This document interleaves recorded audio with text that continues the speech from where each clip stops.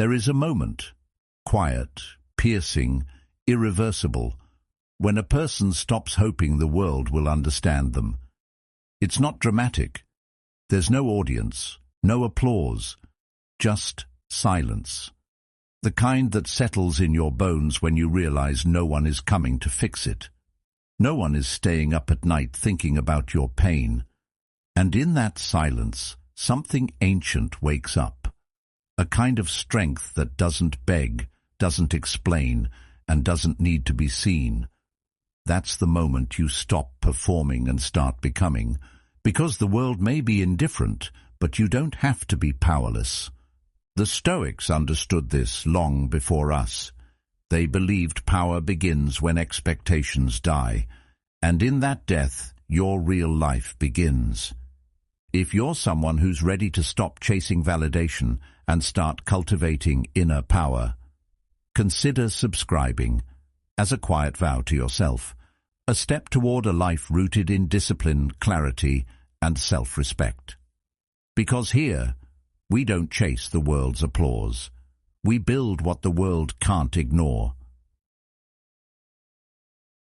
Most people carry a quiet fantasy that their suffering is visible, that if they just hurt enough, someone will step in, that maybe if they just word it right, someone will understand. It's a soft hope, often unspoken, built deep into the way we're raised. If I'm in pain, the world will care. But then life happens. Pain is ignored. Tears go unnoticed. The phone stays silent. And that's when something shifts. You begin to see the illusion for what it really is. Not a reflection of your worth, but a reflection of how consumed people are by their own chaos. Everyone is battling something you'll never fully see, just like they'll never fully see yours. And if you build your identity on being seen, you will spend your life feeling invisible. That quiet ache of being overlooked, that's not cruelty, that's reality. And if you look closely, it might be trying to teach you something important. When we're young, we believe that pain deserves recognition. We think that if we suffer, someone owes us comfort. But the truth is, life doesn't hand out medals for endurance. It doesn't send angels when you're on your knees. It just moves on. People go about their lives. Friends forget. Strangers scroll. Not out of malice, but because they're drowning in their own problems. That might sound harsh, but harsh doesn't mean untrue. And here's the strange twist.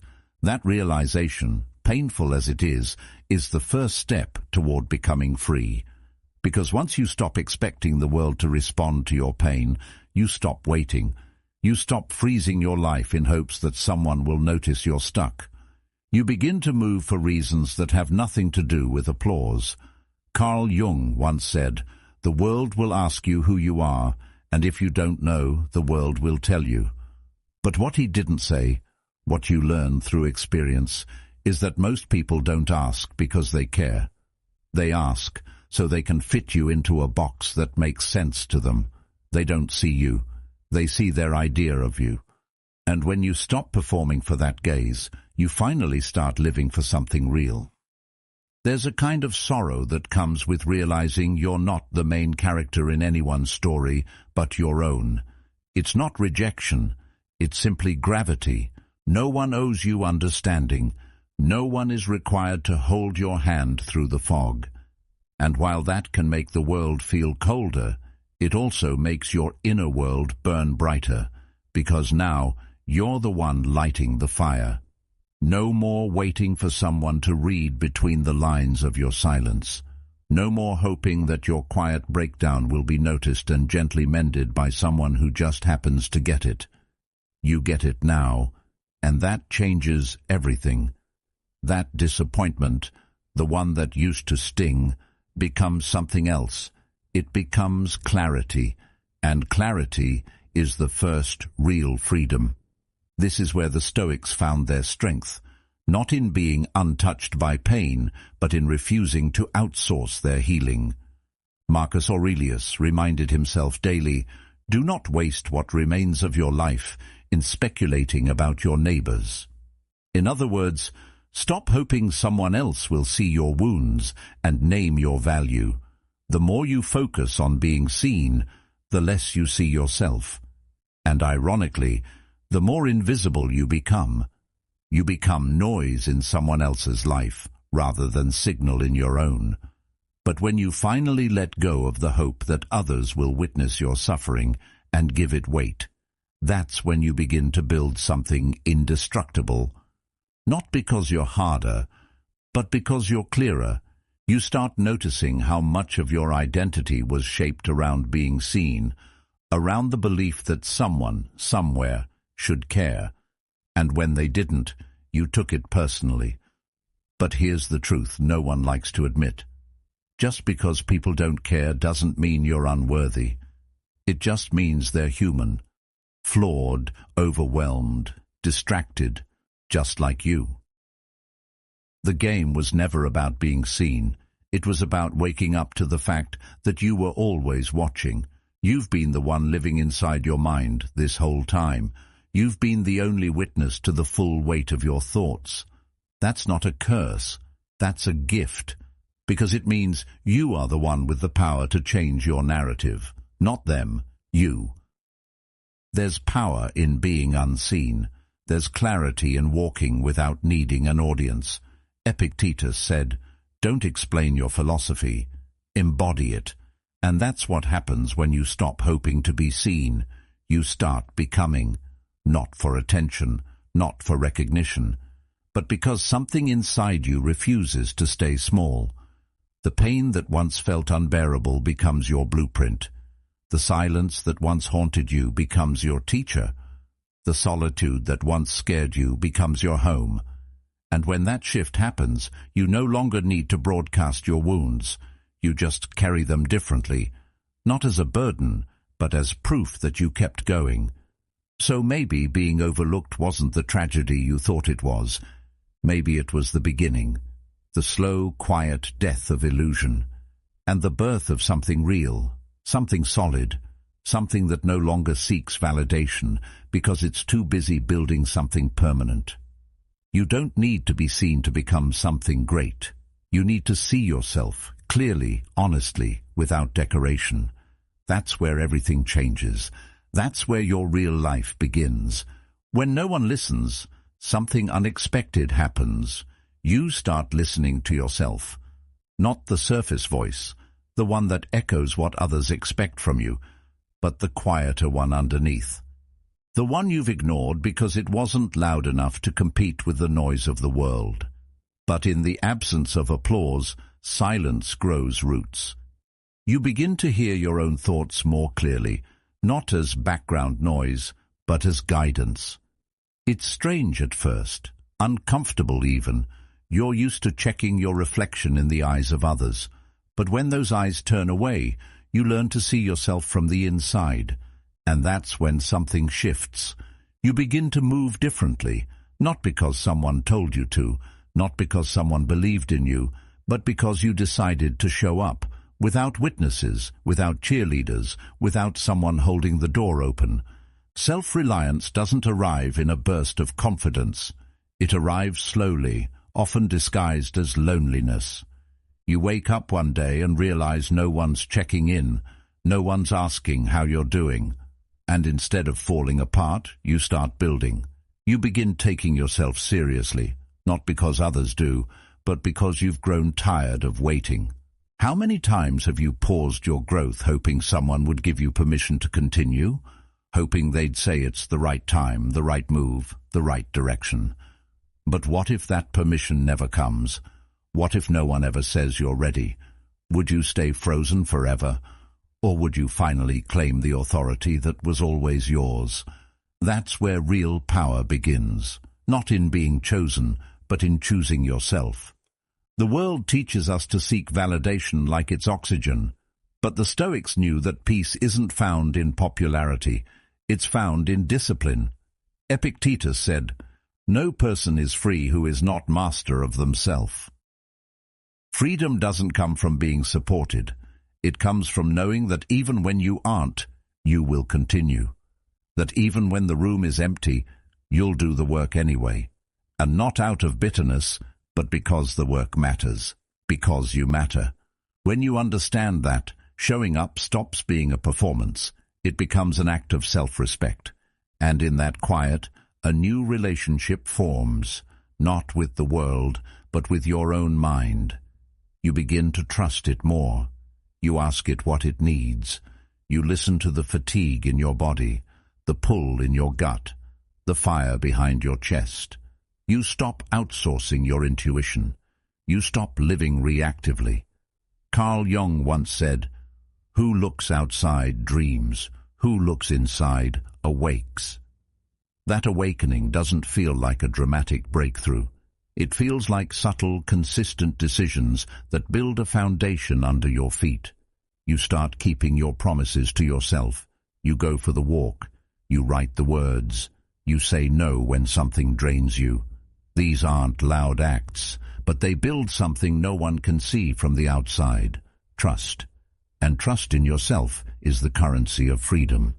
There's a quiet kind of strength that develops when you realize you are your own backup plan, when the silence doesn't scare you anymore, when you don't need to announce your every move or explain your every feeling, when you don't beg for someone to notice that you're trying, because you know the effort you're making, you know the storms you've walked through, you know what it took to still be here, choosing growth instead of collapse. That's not arrogance. That's integrity. You're no longer performing for the world. You're becoming for yourself. There will still be moments of doubt, moments when you wish someone would say, "I see you." But now you don't depend on it. You no longer fall apart in its absence. You carry yourself with the quiet awareness that you've earned your own respect. And that's rare. That's what makes people pause when you enter a room, not because you demanded attention, but because your energy says, "I don't need it." Seneca once wrote, "The greatest empire is to rule oneself." And ruling yourself doesn't look like perfection. It looks like consistency in the face of invisibility. It looks like doing what matters even when no one applauds. It looks like holding your standards high, even when no one is watching. When you build from that place, you're no longer dependent on external structure. You become the structure. You don't collapse when someone pulls away. You don't unravel when someone misunderstands you, because your foundation was never built on their understanding in the first place.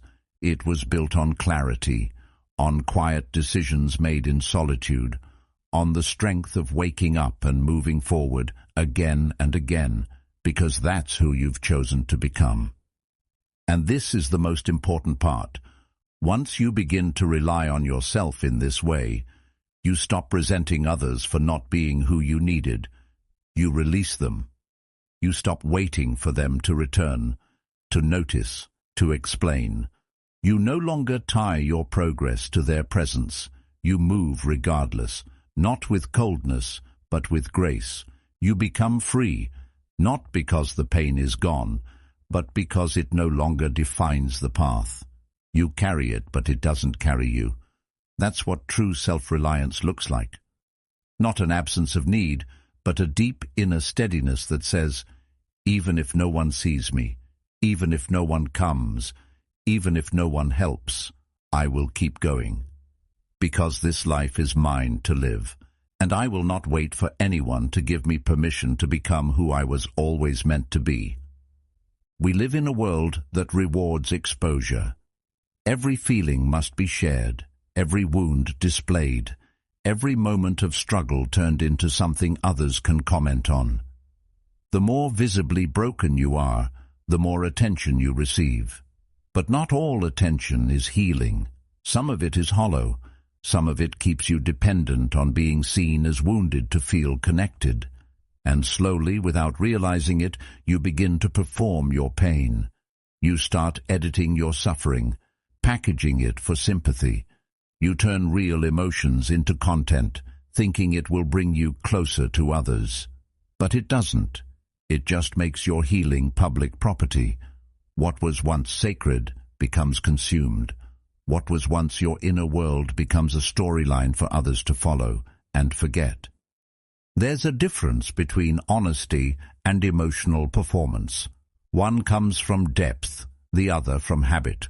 One is quiet, the other rehearsed, and most of us were never taught the difference. We confuse expression with healing. We think that just because we talk about it, we've worked through it. But sometimes, the more you speak of a wound, the more it stays alive. Not everything needs to be narrated. Some things need to be felt, endured, integrated, in silence. The Stoics weren't emotionless, they were composed. They believed in feeling deeply, but without letting those feelings control the trajectory of their lives. Marcus Aurelius, in his Meditations, wrote, "Be like the cliff against which the waves continually break, but it stands firm and tames the fury of the water around it." He didn't mean suppress emotion. He meant, don't let it become a performance. Let it become presence. We've become conditioned to believe that silence is weakness, that if we don't express every feeling, we're hiding. But some things are not meant to be shared. Some parts of your story are sacred precisely because they belong only to you. Keeping something private doesn't mean you're ashamed. It means you're protecting something precious. And that unnerves people, because silence can't be dissected. It can't be pitied or praised. It demands space. It creates mystery. And mystery, especially in a world addicted to access, feels threatening. Carl Jung spoke often of the shadow, the parts of ourselves we bury or project. But he also said, "Solitude is for me a fount of healing which makes my life worth living." The truth is, not every form of healing needs to be visible. Some of the deepest transformations happen when no one is watching, when you're sitting with your thoughts, when you're choosing not to respond, not to prove, not to explain, when you let your emotions pass through without needing them to be seen, liked, or validated. That's not suppression. That's sovereignty. It's easy to mistake the loud for the strong, but strength isn't always loud. Sometimes it's quiet and still and completely uninterested in being understood. You don't have to prove your growth. You don't have to narrate your healing in real time. You can keep it to yourself and let the results speak later.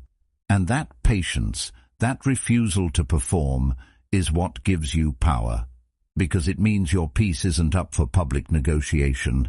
There's a kind of beauty in becoming unexplainable, in being someone who no longer shares every emotional bruise just to receive softness in return. You learn that not everyone deserves access to your struggle, not because you're hiding, but because you've stopped offering your pain as a way to earn connection. When you stop broadcasting your wounds, you stop attracting people who are only there to observe the damage, and slowly you begin attracting people who respect what you've built in silence. Seneca said, "No man is more unhappy than he who never faces adversity, for he is not permitted to prove himself. But once you've faced adversity and grown from it, you don't need to display the scars to justify your strength. You don't need to keep reopening wounds to remind others of what you've endured. You've proven it to yourself. That's enough." The moment you realize your emotions are not a currency for attention, you stop spending them so carelessly. You start guarding your inner life like something rare, because it is. And in that guarding, you find clarity. You start to realize how much energy was spent explaining what didn't need to be explained. You feel how much power was lost in asking to be understood by people who didn't have the depth to understand themselves. You watch how the crowd celebrates vulnerability, but forgets to mention that real vulnerability isn't exposure. It's discernment. It's knowing when to speak and when to remain silent. It's choosing who gets to see the real you and who only gets the surface. You don't need the world to validate your emotions for them to matter. You don't need to turn your pain into art just to justify why it hurts. You can hold that pain quietly. You can heal without display. You can grieve without an audience. And when you do, something incredible happens. You stop fearing the silence. You begin to feel at home inside it, because it no longer feels like abandonment. It feels like return, a return to yourself, a return to what's real. There's nothing wrong with expressing emotion, but when expression becomes a performance, it robs you of your power. Sovereignty begins the moment you choose presence over performance. The moment you stop explaining yourself to feel safe. The moment you realize your peace isn't fragile, it's forged in solitude. And when others can no longer predict you through your emotional patterns, they start to respect the depth they can't access. Not because you became colder, but because you became wiser. You don't owe anyone a front row seat to your healing, and you don't need to bleed in public to prove you're human. Some things are meant to be held close. Some truths are meant to be whispered only to yourself. That's not hiding. That's maturity.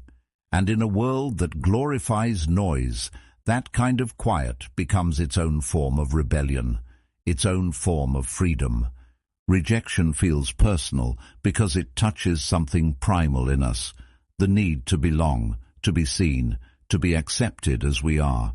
But often, what feels like rejection is actually redirection. You weren't dismissed because you lacked value. You were pushed aside because your depth couldn't be digested by shallow eyes. Your silence was mistaken for absence, your self-containment for coldness. You were misunderstood not because you failed to express, but because you carry a frequency most people aren't tuned to. That doesn't make you wrong, it makes you rare. The world, for the most part, doesn't recognize nuance. It celebrates what's easy to label, easy to consume, easy to predict. So when you don't fit into those neat boxes, you become inconvenient. And in a world rushing to categorize, inconvenience is often discarded before it's explored. It's easy to internalize that as a flaw.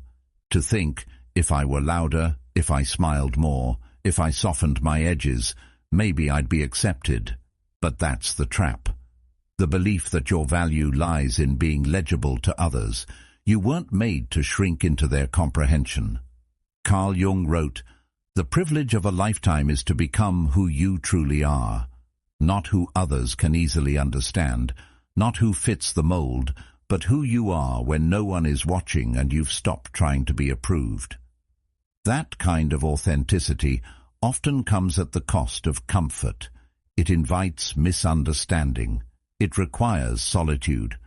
But it also creates space for a deeper kind of transformation, one that isn't driven by applause, but by alignment. There comes a point when you stop interpreting rejection as loss and begin to see it as clarity. Every person who overlooks you, every space that doesn't welcome you, every silence that follows your presence, it all reveals something, not about your worth, but about where your energy doesn't belong. That insight is priceless. It saves you years of self-doubt. It teaches you to invest where you're valued, not just tolerated. And once you learn that, you stop chasing explanations. You stop wondering why someone didn't choose you. You realize that not being chosen was the blessing, because it gave you back to yourself. There's a quiet revolution that begins when you stop trying to be understood. You begin to redirect all the energy you used to spend on being seen into actually building something. Something that doesn't need to be explained. Something that stands on its own. A body of work. A lifestyle. A discipline. You shift from emotional scarcity, constantly trying to prove your worth, to psychological sovereignty, where your existence is no longer up for debate. That's where your center of gravity moves inward. You're not moved by approval or rattled by dismissal. You become grounded. And grounded people are magnetic, not because they seek attention, but because they carry something stable in a world that spins too fast. People will still misread you. They'll create stories to make sense of your quiet, your ambition, your boundaries. Let them. You're not responsible for correcting every false narrative. Marcus Aurelius said, "The opinion of 10,000 men is of no value if none of them know anything about the subject." You are the subject. And most people don't know you. Not really. They see glimpses, fragments. They project, assume, simplify. And while that used to bother you, now you see it for what it is, noise. The moment you let go of the need to correct the noise, your focus sharpens. You get more done. You sleep deeper. You move cleaner. Because now your life is no longer built around being perceived correctly. It's built around being lived truthfully. There's immense peace in that. You stop wasting energy explaining your process, your priorities, your silence. You don't justify why you've gone quiet. You don't explain why you walked away. You don't decode your boundaries. You just live them, not as a defense, but as a natural extension of self-respect. You become someone who moves with conviction, not commentary. And over time, that creates distance, not between you and others, but between you and the noise that once clouded your mind.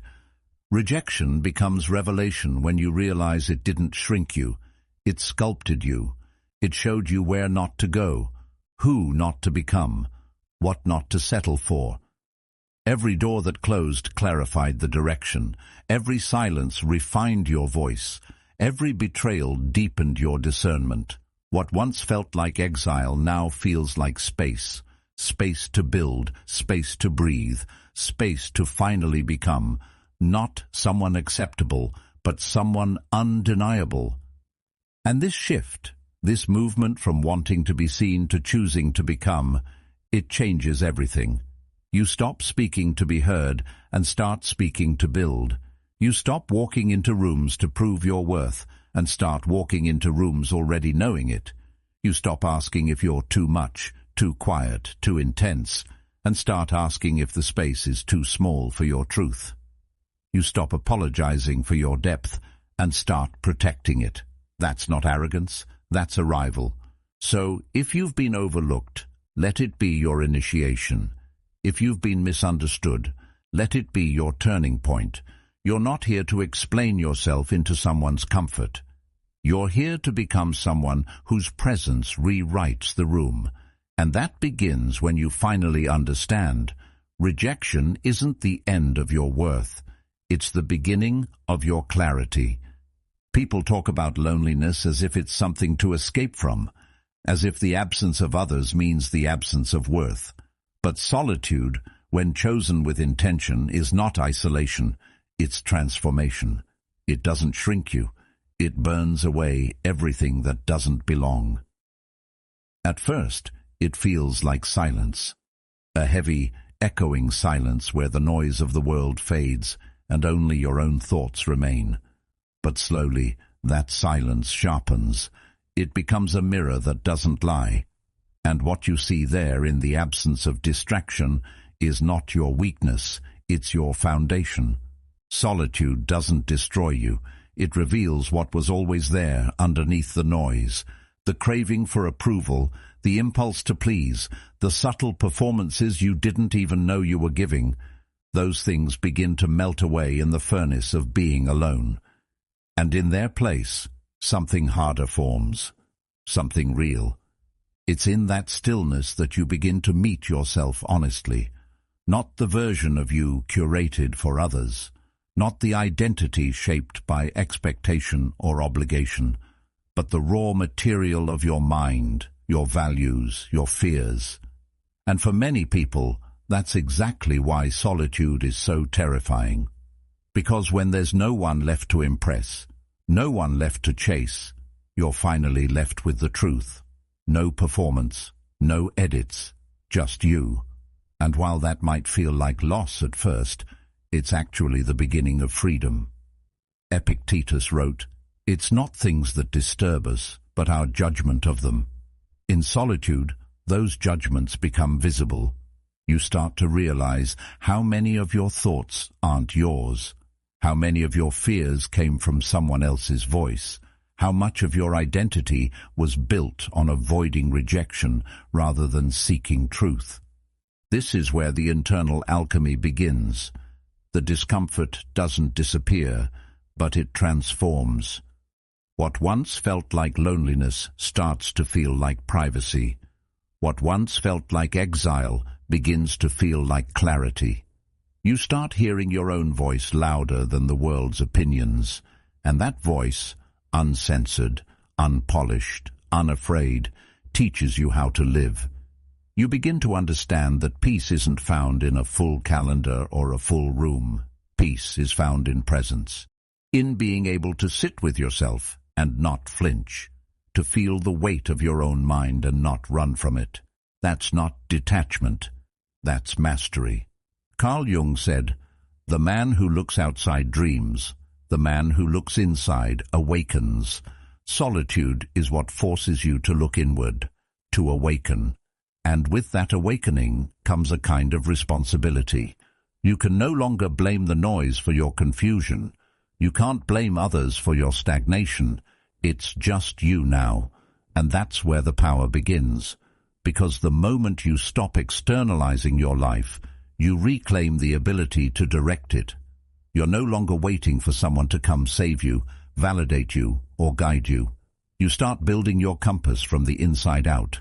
And that compass points to something sturdier than attention. It points to integrity. Most people avoid solitude because they don't like what they feel when everything else is stripped away. But that discomfort is exactly what makes the process necessary. You don't become strong by avoiding yourself. You become strong by confronting what's unhealed, unclear, and uncertain, and doing so without an audience. That's the difference between solitude and isolation. Isolation is running away. Solitude is running deeper. And in that deeper place, your resilience is formed. Quietly, consistently, without applause.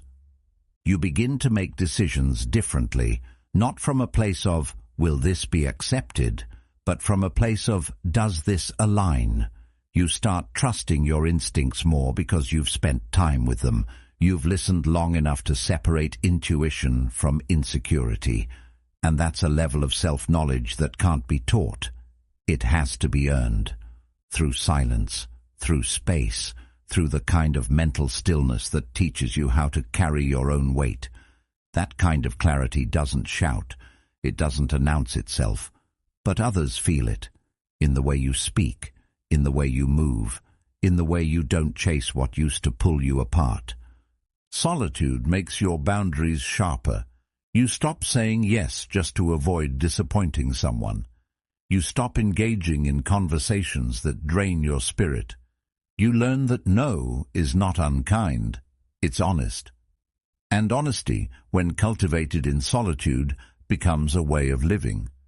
You don't need to prove anything anymore. You don't need to justify your distance or explain your focus. You simply live it. Because you've done the work in silence, and now your energy speaks for itself. Seneca once wrote, "We suffer more in imagination than in reality." Solitude helps you see the difference. It pulls you out of imagined disasters, false narratives, and inherited fears. It plants you in what's real, and in that soil, something unshakable grows, a sense of self that doesn't shift with trends, a direction that doesn't wobble when misunderstood, a strength that isn't loud, but lasting. When you return to the world after time alone, you come back different. Not distant, but deliberate. Not bitter, but boundaried. You don't speak to be heard. You speak because your words come from stillness, not from noise. You're not easily swayed, not easily shaken, because you know the ground you stand on. You built it yourself, one quiet moment at a time. So no, solitude isn't punishment. It's preparation. It's the training ground for self-trust, self-respect, and self-direction. It's not where life ends. It's where it begins to deepen. And the person who has learned to walk through their own mind, alone and awake, becomes someone the world can't easily move, because they don't belong to the noise anymore. They belong to themselves. There comes a quiet turning point in every life, where the version of you that once felt essential begins to fall apart. Not with a dramatic crash, but with a slow, undeniable erosion. The old self, the one who needed approval, who bent to fit into spaces too small, who rehearsed words just to be liked, that self begins to feel heavy, outdated, false. You try to carry it a little longer, out of habit, out of fear, maybe even out of guilt. But it drags, it stiffens, and eventually it begins to rot. That's not failure. That's evolution. When something dies within you, it isn't always a loss. Sometimes it's the first breath of something deeper, the start of a more honest existence. At first, it's disorienting. You don't feel quite like yourself anymore, but you also can't go back. The mask doesn't fit. The old patterns feel exhausting. You say less, but what you say carries more weight. You stop explaining, not because you have nothing to say, but because you no longer feel the need to be understood by everyone. The chase for approval fades, and in its place, something steady begins to grow. You move with more intent. You don't fill silence out of nervousness. You don't perform your personality to make people more comfortable. You simply stand, like a mountain, still, watchful, unmoved. It's strange how people respond when this shift happens. Some distance themselves, others question what changed. They'll say you seem colder, more distant, less fun. What they're really sensing is that you've stopped making yourself available for emotional labor you never consented to in the first place. You've withdrawn from the game of constant reassurance, of being overly palatable. You're no longer addicted to being liked, and that absence makes people uncomfortable, because now they can no longer predict you, and unpredictability in someone who once conformed feels threatening to those still clinging to old versions of who you were. But here's what they don't see. That version of you needed to go. It needed to fall away so you could finally move freely, so you could stop editing your truth to fit someone else's narrative. Carl Jung once wrote, "We cannot change anything unless we accept it. Condemnation does not liberate, it oppresses. You didn't kill your old self out of hatred. You outgrew it out of truth. You stopped condemning your need for space, your desire for solitude, your craving for a simpler, quieter strength. And in that acceptance, the old self was released, not as a punishment, but as a rite of passage. You don't need to explain this process to others. The people who truly understand won't ask. And those who don't were never meant to walk with this next version of you anyway. You start to notice who respects your silence and who only knew you for your noise. You realize who valued your essence and who only loved your accessibility. That clarity is painful but necessary. It separates the seasonal from the lifelong. It refines your circle. It clears the emotional clutter you were too polite to discard, and it makes space for alignment. Marcus Aurelius wrote, "The impediment to action advances action. What stands in the way becomes the way." That's what the disappearance of your old self is. It feels like a loss, but it opens a path where you no longer chase connection, but attract it by being grounded. A path where you don't need to be known by many to feel known within yourself. You don't seek mirrors in others anymore. You've found your own reflection, and it's enough. There's something sacred about becoming someone who no longer needs to announce their change. You don't post about it. You don't campaign for recognition. You just live differently, and the difference becomes impossible to ignore. People feel it in your energy, your decisions, your detachment from petty dramas. They sense a calmness in you that can't be faked, because it came at a cost. It was earned in the quiet dismantling of your former self. In the nights you doubted everything and still chose to continue. In the moments where you wanted to explain, but chose instead to evolve.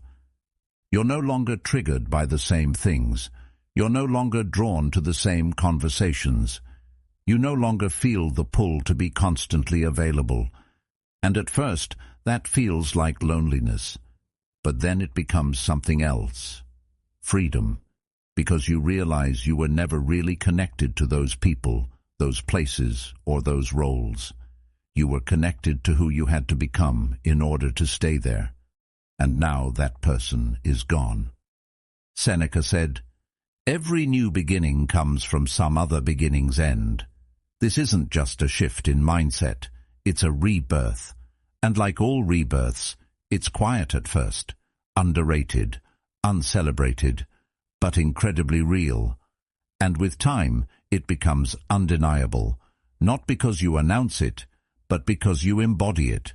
You become someone who moves with quiet authority, who doesn't need to explain their values because they live them. Someone whose absence speaks just as loudly as their presence used to. Not out of pride, but out of peace. The old self was necessary. It got you here. It learned the hard lessons, absorbed the wounds, fought for belonging. But its time is over. You don't owe it anything except gratitude and release. And now, in its place, you stand clearer, stronger, unapologetically you. No longer looking back for validation, no longer reaching forward in desperation, but grounded, here, now, whole. And that, more than anything, is what makes you impossible to categorize. Because you've stopped being what the world told you to be. You've become who you were always meant to be.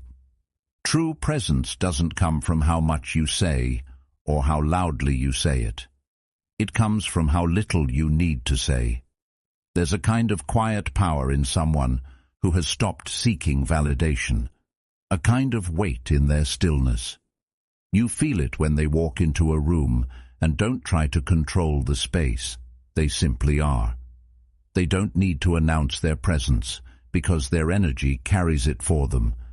They don't push to be noticed, yet they're the one people watch. It's not arrogance, it's not performance. It's the confidence of someone who's no longer hungry for permission to exist. In a world obsessed with appearances, that kind of restraint is rare. And because it's rare, it's magnetic. You begin to realize that real strength is quiet, not hidden, but uninterested in performance. It's the product of someone who has met their fear and sat with it. Someone who has walked through pain without turning it into a show. Someone who doesn't need to posture or puff up because they're not operating from a place of insecurity. They've already faced the abyss and came back without needing to prove anything to anyone. Carl Jung once said, "A man who has not passed through the inferno of his passions has never overcome them." When you've done that kind of internal work, it changes how you move, it changes how you speak, or how often you choose not to. Because now, silence becomes a statement. You stop reacting to every opinion. You stop defending your every move. You let go of the compulsion to clarify yourself to those committed to misunderstanding you, not out of apathy, but out of alignment. You understand now that if someone doesn't feel your value, no amount of words will make them see it. And if someone does feel your value, you won't have to convince them. So you conserve your energy. You speak only when it matters. And when you do speak, people listen. Not because you're louder, but because you're selective. Your words weren't scattered. They were earned. They weren't about being heard. They were about expressing something real, something rooted. There's a power in that detachment. Not the cold kind that pushes people away, but the self-contained kind that doesn't cling to outcomes. When you no longer rely on people to affirm your worth, you free them from the responsibility of carrying your identity, and you free yourself from the constant tug of needing to be liked, validated, or praised. That freedom makes you light, but it also makes you heavy in the eyes of others, because now your self-possession is something they can feel, and it unsettles people who are still measuring themselves through the eyes of others. Because when they meet someone who doesn't need the crowd, they're forced to face the fact that they might still be living for it. Marcus Aurelius wrote, "Waste no more time arguing about what a good person should be, Be one. That's the essence of commanding without words. You don't try to be impressive. You just embody what you value. And the irony is, when you stop trying to be impressive, you often become unforgettable. Not because you shouted, but because your silence had depth, because your stillness had direction, because you weren't trying to win the room. You were rooted in something deeper than performance. People mistake detachment for disinterest, but true detachment is the highest form of clarity. It means you can engage without being absorbed. You can be present without being performative. You can care without clinging. And that clarity speaks louder than charisma. Because when someone can't be shaken by judgment, can't be baited into overreacting, can't be swayed by flattery or criticism, they start to feel like an immovable force. And we don't just respect forces, we adjust ourselves around them. This is what sets apart the grounded from the attention-hungry. The grounded don't compete for the spotlight because they carry their own light. They're not chasing the next compliment or performance-based connection. They're building something quiet but lasting, something that doesn't crumble when the room goes silent, something that doesn't shift with public opinion. And people notice. They always do. Because in a culture that rewards the loud, the steady become mysterious. The ones who don't need to prove themselves start to feel like they've already proven something far more important, self-mastery. There's no need to chase recognition when you move with intention. No need to explain your pace when you trust your timing. The less you say, the more room others have to feel what you are. And when your presence is built on depth, not performance, it leaves an imprint. Not because it was loud, but because it was grounded. Epictetus said, "First say to yourself what you would be, and then do what you have to do." Quiet power is built on that principle. You decide who you are, and then you live it.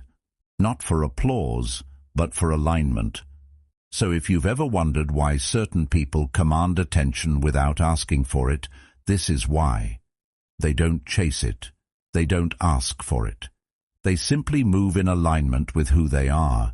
And that kind of presence, grounded in inner stillness, always speaks louder than noise. It doesn't need to shout. It just is.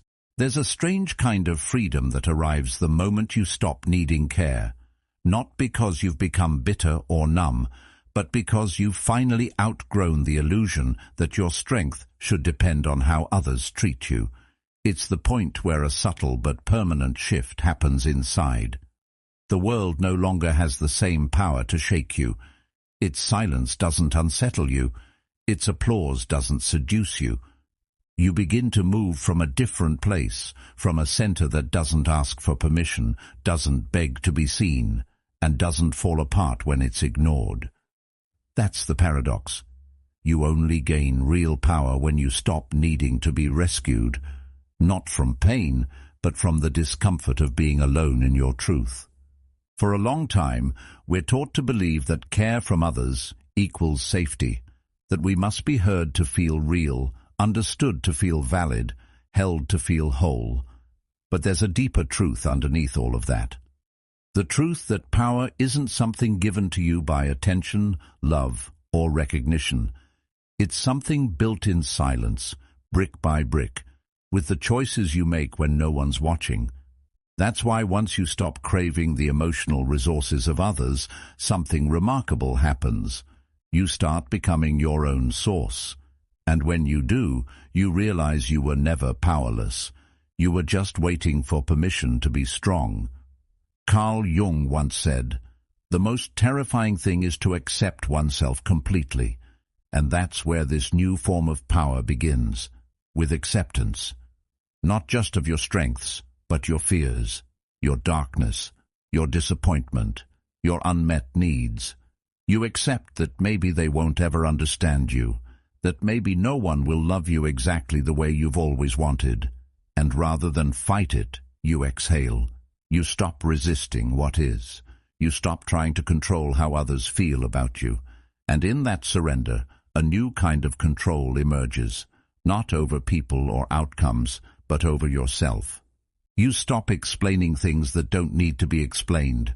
You stop handing out pieces of your soul in exchange for temporary comfort. You no longer make yourself smaller to be digestible.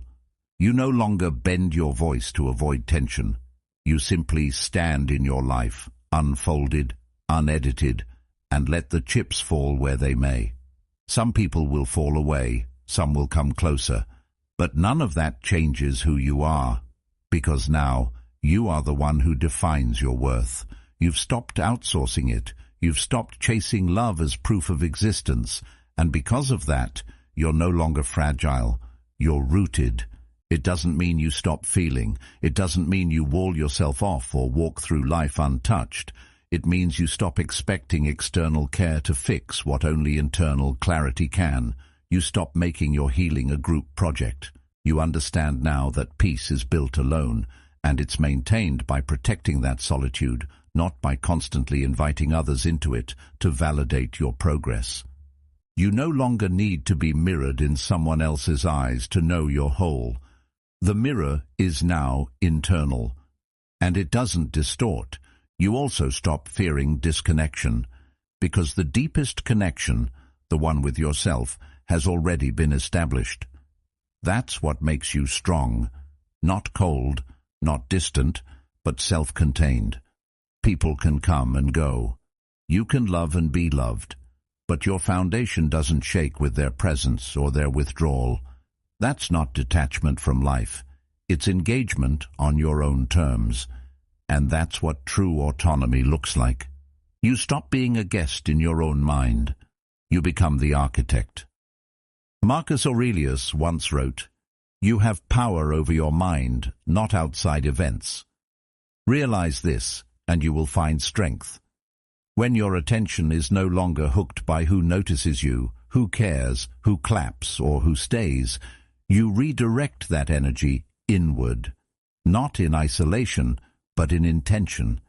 You start asking different questions, not, "Why did they treat me that way?" but, "What can I build with what's left?" You start turning your pain into discipline, your silence into strategy, your disappointments into design, because you're not stuck anymore.